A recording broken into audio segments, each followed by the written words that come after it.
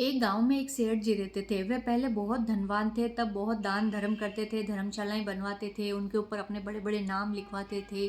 बहुत से लोगों को, ऋषि मुनियों को दान धर्म भी करते थे, खाना खिलाते थे, बहुत अच्छे थे। धीरे धीरे कुछ घाटा हुआ व्यापार में और सेठ जी निर्धन हो गए हैं। धीरे धीरे उनके पास कुछ भी नहीं बचा, वे मेहनत मजदूरी करके खाना खाने लगे।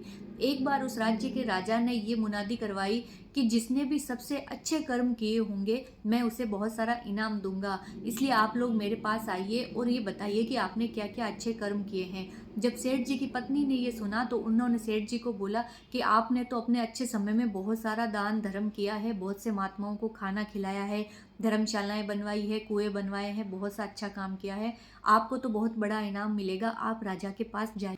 दूसरे दिन सुबह सेठानी चार बड़ी बड़ी रोटियां बनाती है और सेठ जी को बांध के देते हुए बोलती है कि रास्ते में ये खा लेना और फिर राजमहल जाना, क्या पता कितना समय लग जाए।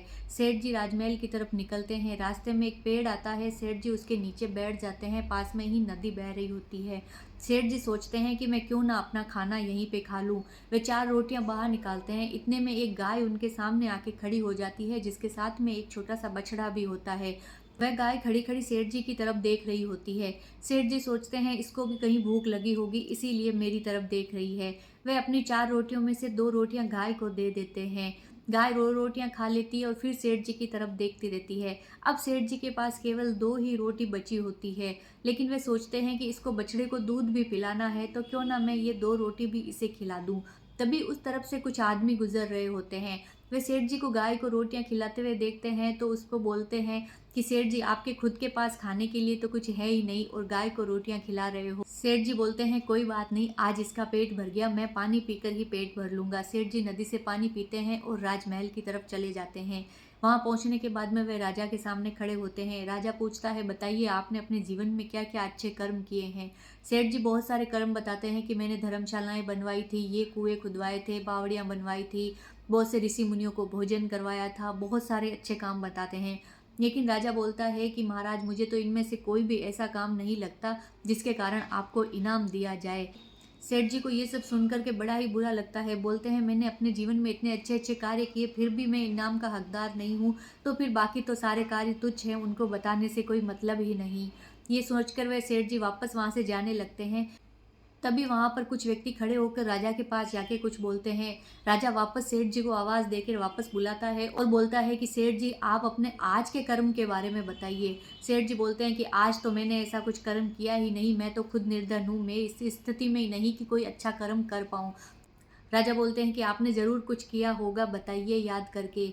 तब सेठ जी बोलते हैं नहीं महाराज, मैंने कुछ नहीं किया। तभी वे व्यक्ति जो रास्ते में मिले थे वे बोलते हैं कि महाराज, इन्होंने जब यहाँ आ रहे थे तो इनके पास सिर्फ चार ही रोटियां थी और वे चारों रोटियां एक गाय को खिला दी थी।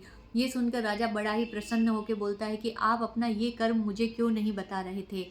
तब सेठ जी बोलता है कि महाराज, ये कैसा कर्म था, मैं तो इस कर्म के बारे में भूल ही गया था, ये तो बहुत ही छोटा सा कर्म था, मेरे पास रोटियां थी, मैंने गाय को दे दी, इसमें क्या दान धर्म, इसमें तो कोई बड़ी बात ही नहीं थी। सेठ जी, आपके सभी दान धर्मों में यही सबसे बड़ा दान धर्म है। अगर हम किसी को दान धर्म या मदद कुछ भी करते हैं और उसको करने के बाद में भूल जाते हैं, वही सबसे सर्वश्रेष्ठ दान माना जाता है। इसीलिए बोला जाता है गुप्त दान महादान।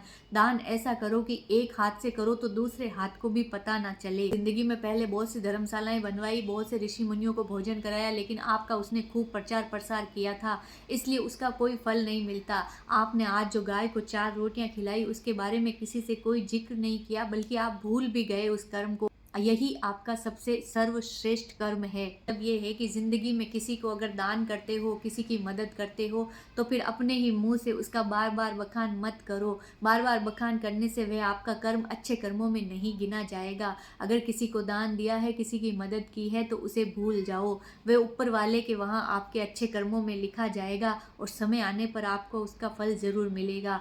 महाराज ने भी सेठ जी को बहुत सारा धन दे के विदा किया और सेठ जी की स्थिति वैसे ही पुनः पहले जैसी हो गई और सेठ जी अब जो दान धर्म करते थे उसका कोई बखान नहीं करते थे। इसीलिए कहा जाता है दान करो तो ऐसा करो कि एक हाथ से करो तो दूसरे को भी पता ना चले।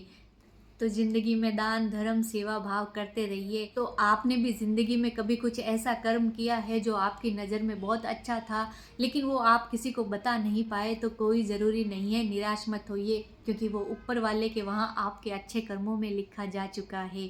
जय श्री राम, जय श्री श्याम।